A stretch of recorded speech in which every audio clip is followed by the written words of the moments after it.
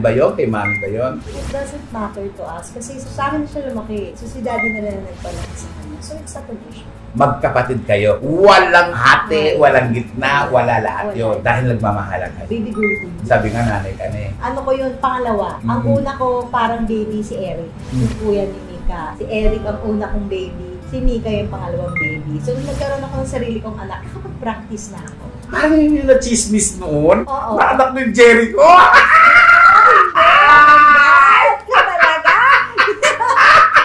Naalala ko! Di ba na-chismis noon? Angelica de la Cruz, may anak kay Jericho. Yun na pala yun. Oo.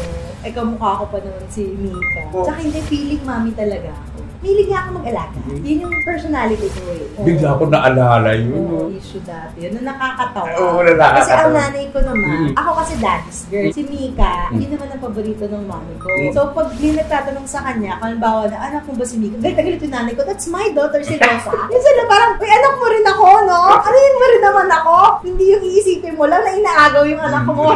Ngayon lang natin pasasagutin si Angelica.